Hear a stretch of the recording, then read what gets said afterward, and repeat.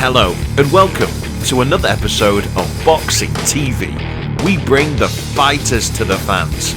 Coming up on today's show, living legend, Mr. James Lights Out Toney. Stay tuned.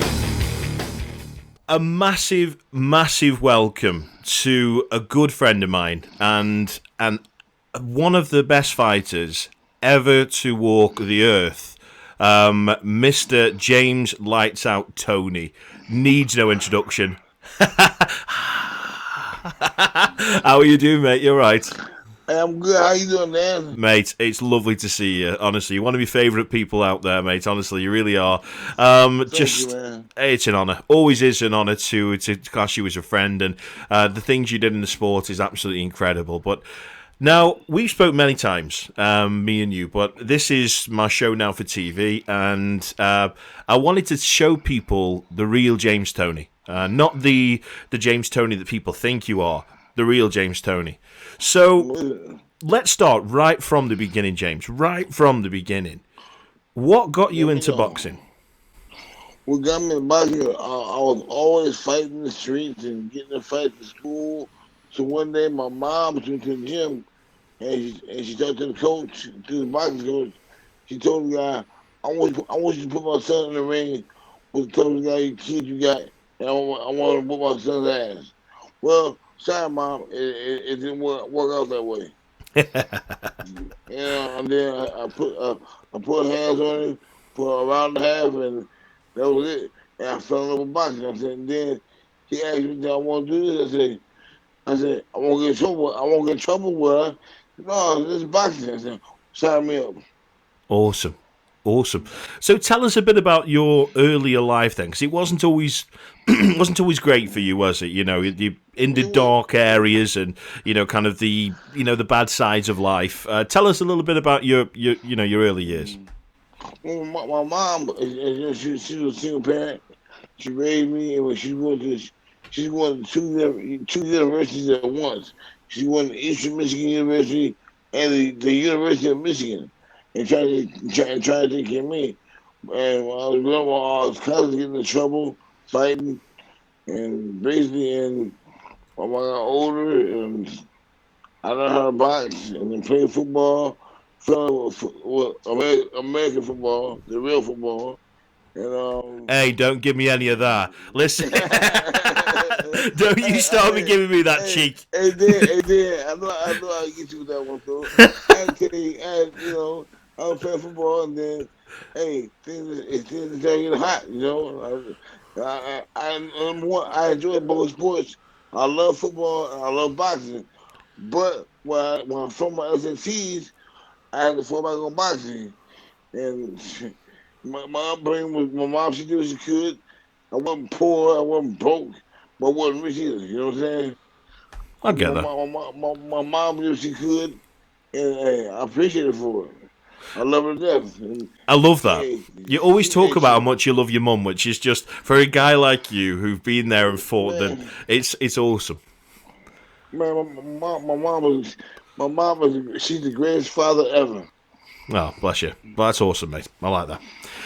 A quick question, James. I've never asked you this question before. Am I right in thinking that you grew up with the Mayweather family and Buster Mathis Jr.? Can you tell me about that? And Tony Tucker. And we all grew up on the same street in Grand Rapids, Michigan, where I was born, on Cash Street. It was, but I never knew about Mayweather. My family did, but I never knew him too much because I had moved away to Ann Arbor at that point. Okay. When they would just come on the scene. Okay. But I knew, but I knew of them. I knew who they were, and they knew me. So, hey, it is what it is. So I read something. This again is something me and you have not spoke about before, and you always say how amazing your mother is, and like I say, I love that. But I read something in a newspaper article, something to do with your father and your mother, and just tell me a little bit. Am I right in thinking that your dad was shot at your mum out of a car window when she was holding you when you were a kid? Is that right? That bad did it. Yes, he did. He shot my mom in the leg, while she's holding me, and it was my mom paid the price for it, and my dad he got away that night, but he was soon caught. You got caught for it. Didn't the same Yeah. thing happen to Mayweather? I He don't did. know. He did. When he was a kid, I think he was one of the Mayweather shot Mayweather's dad. I think Wow, in the leg. wow, Weird. And you're in this from the same street as well. So yeah. crazy. That's thanks for telling me. To be honest, so for me, to watch, and I'm sure, and in fact, I know I'm not. And some of the questions I'm going to ask you tonight are questions that sort of I've actually gone out to the fans and said, I'm speaking to James Toney, what do you want to ask him? So there's going to be a few questions that I'm going to do that. But from me, this is from me. So you are known as one of the best, arguably the best, defensive fighter of all time. Okay? Where did this come from? Who this just doesn't come naturally. Who taught you to move like you do and did? Well, it came from a lot of film study and with my coach, the great Bill Miller. My trainer passed away a couple years ago. Bill trained as a child, and he had worked with Judge Joe Walcott. So he instilled it in me. You know what I'm saying? He instilled it in me, and I was able to keep trying to do it, keep trying to do it, until one day it just popped in. So was it what? So Billy Miller, did you say? Bill Miller, Bill yes, Miller, sir. yeah, brilliant. And he also taught a number of quality fighters before you, didn't he? Great fighter. Eddie Childs, J.J. Walker, Thomas the Hitman Hearns, Wow. Milton McCrory. The list goes on. He was one of the coaches at Carnegie Gym. So he's realistically one of the best coaches ever, then. Yes, sir. But he don't get he don't get no justice. Right. Okay. So, So let's talk about you and your career then. So you won about 7,000 million titles in about 100,000 weights. So yeah, how many weights did you fight in? Because I'm sure it was pretty much I everything. I have really I fought 6 weight classes, but on record is 8. Me on record is 5. So you're rated as five, but how many titles was there? How many weights? I won 5 classes. I won belts in 5 classes in different organizations. Wow.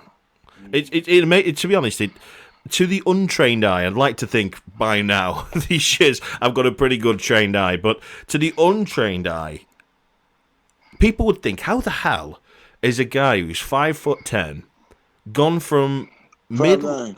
5'9"? Okay, Mm. I was trying to give you a compliment there, James. You should have took No, that one, thank you. I mate. appreciate that. Okay, from 5'9", gone up, but it's all for me, and I might be wrong, so I want you to correct me if I'm not. But for me, the reason you could go up to them weights is because you controlled that ring. It doesn't matter how big this person was. Look at when you fought Evander Holyfield; he couldn't catch you clean. Do you think that's the reason why you could go up so many weights? Because people couldn't land. You never got stopped. So No, I believe in myself. I knew I'm in the ring. The only one bad excuse me, bad MF and that's me. I like it. I like it. One bad dude, and that's me. I'm saying whatever I do, I'm gonna take your ass out. Absolutely brilliant. I love it. I love it. Now, And you know what? The thing about it, when I box somebody and fight somebody, like I did Holyfield, like I did Broccoli, like I did Sam Peters the first time, I'm having in my world now. When you in my world, you can't go nowhere. You can't. Hey, the police can't even help you. so James, I've got a question to ask you, and it's something again we've never spoke about before. But you came over to the UK, didn't you? Later in Yeah, your career to fight in a prize fighter style tournament. Now, yeah. Anthony Joshua, and I think a lot of people might not know this out there, but Anthony Joshua said that if he was to fight you, he would splatter you all over the ring. But even at that point, but he said he'd never touch you in prime James Toney. What's your response to that?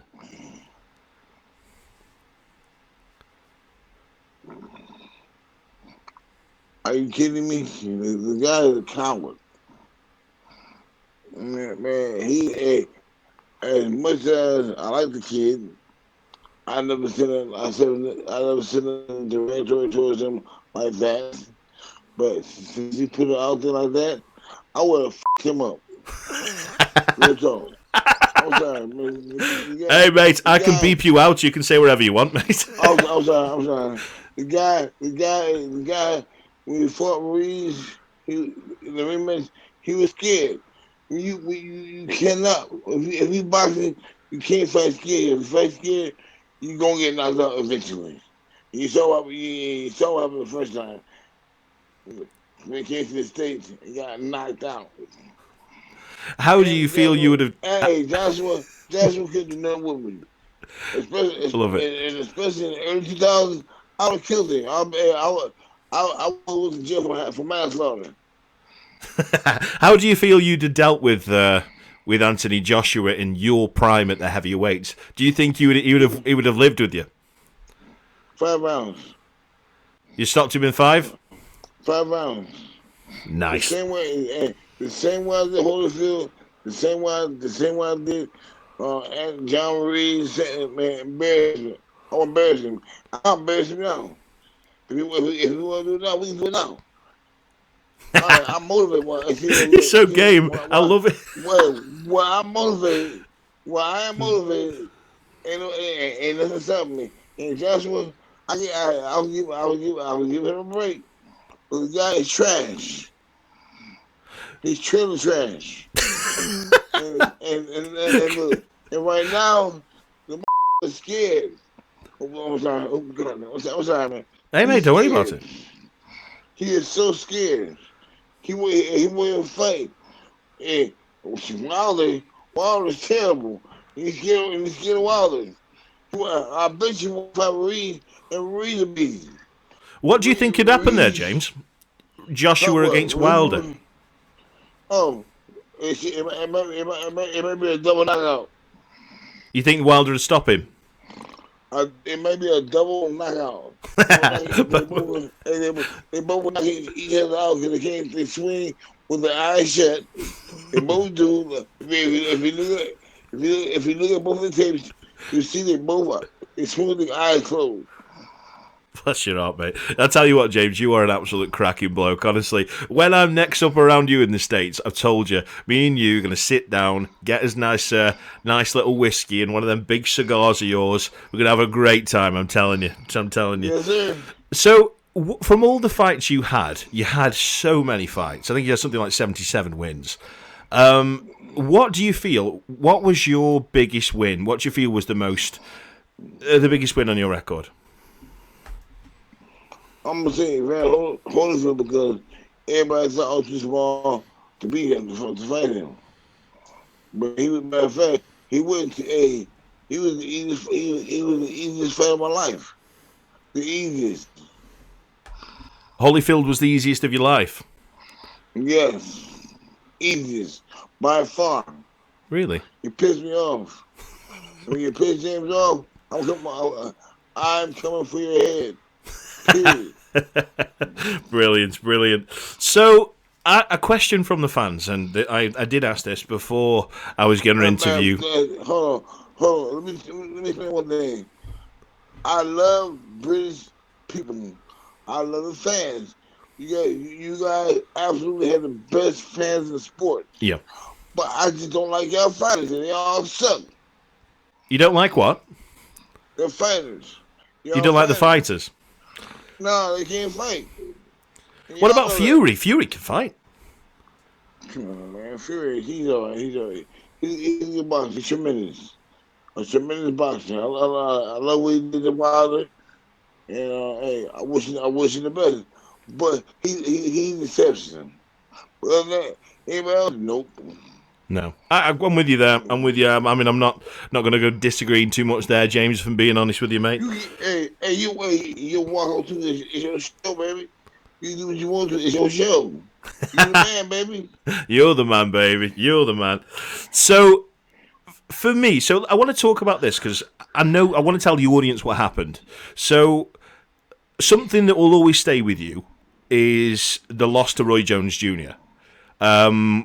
It didn't. So, I want you. You've told me before, so I know. But I want you to tell the world out there of boxing what went wrong for you that night. Because there's more to the story, isn't there? I wasn't in shape. I wasn't in shape. I wasn't in shape. I didn't do what I was supposed to do. I should have done. He ran for 12 rounds and he won the fight. But like I said, I'm not gonna cry about it. The guy he gave everybody a rematch but me. Everybody had a rematch but James Toney because he knew James Toney was coming for his head the second time around. Roy said you were his hardest fight. He should because he ran for 12 rounds. You know, Yeah. I ain't gonna worry. He couldn't do me like he did Michael Callum or Montel. He couldn't do that. I don't get.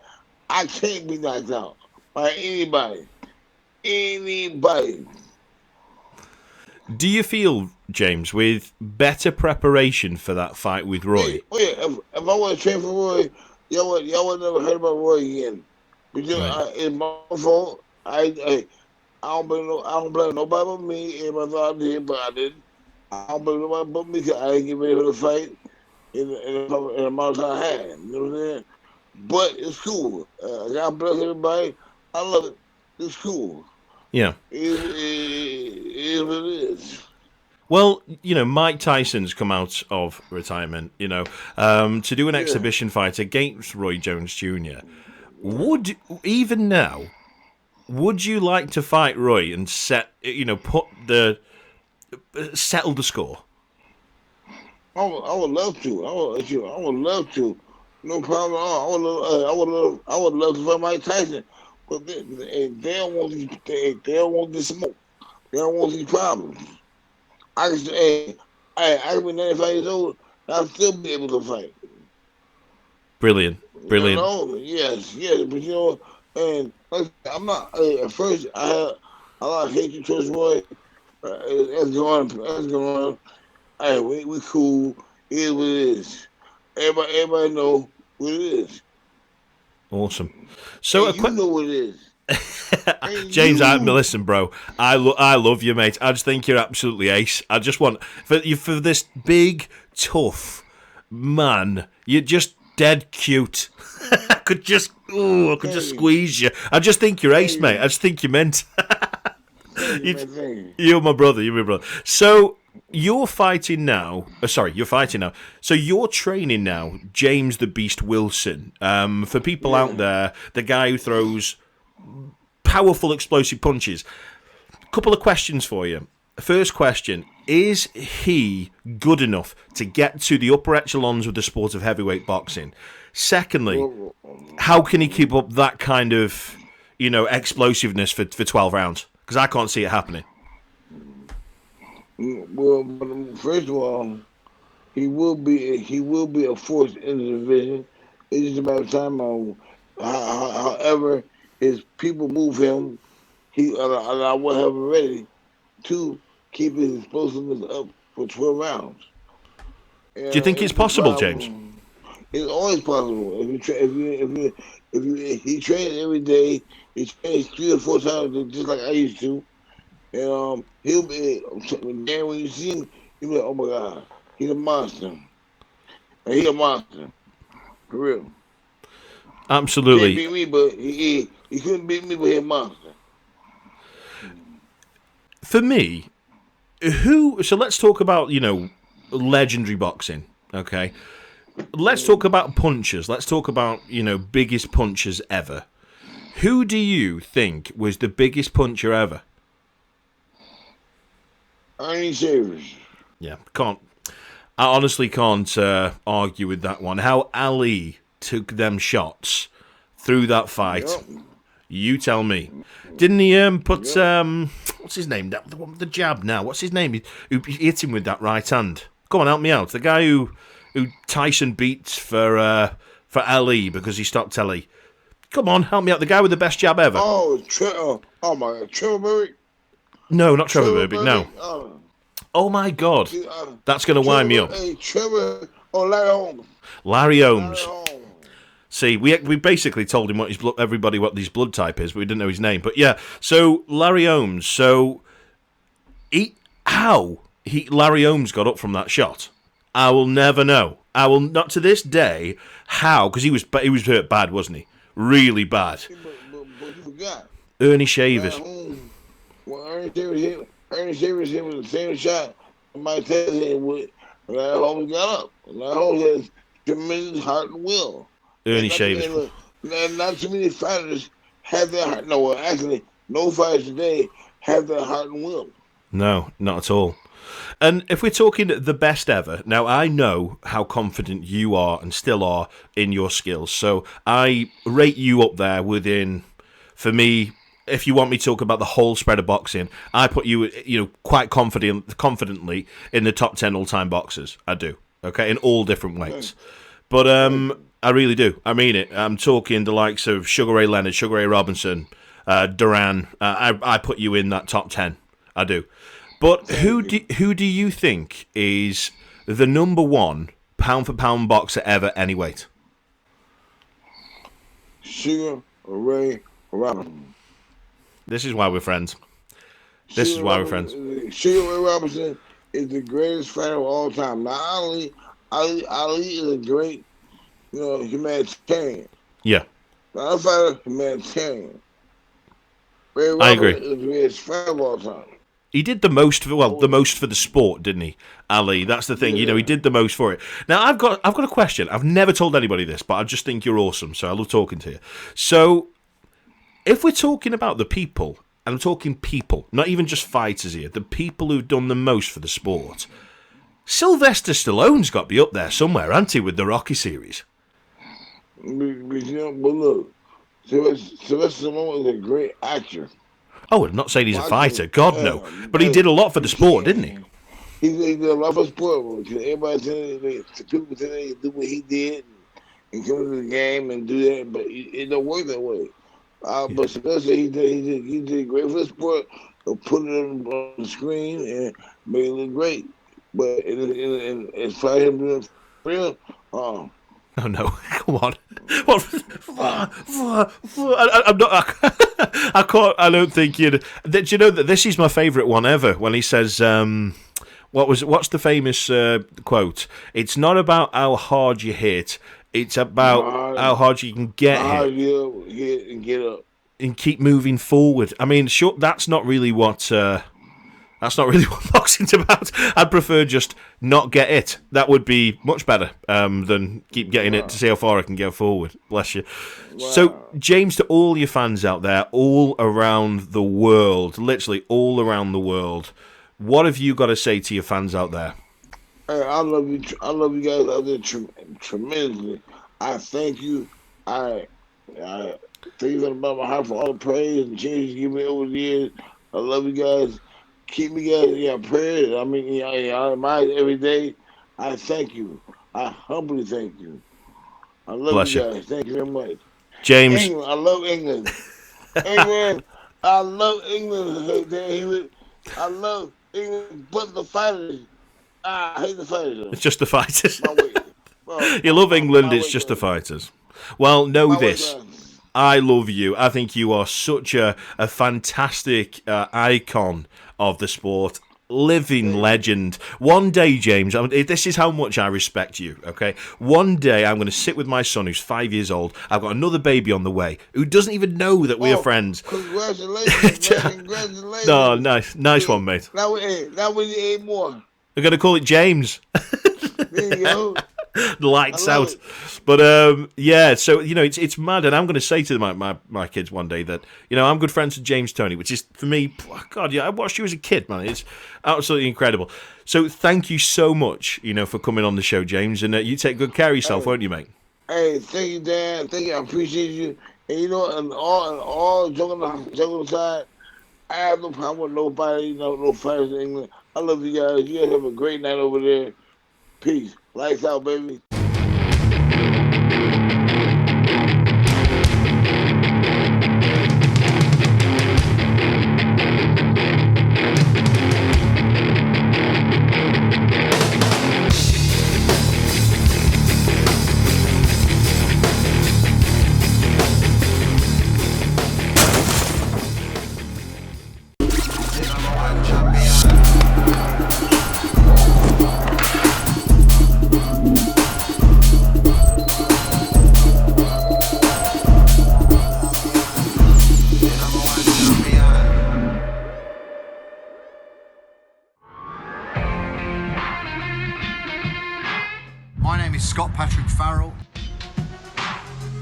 CEO of Global Boxing Stars and CEO of Future Champs Organisation.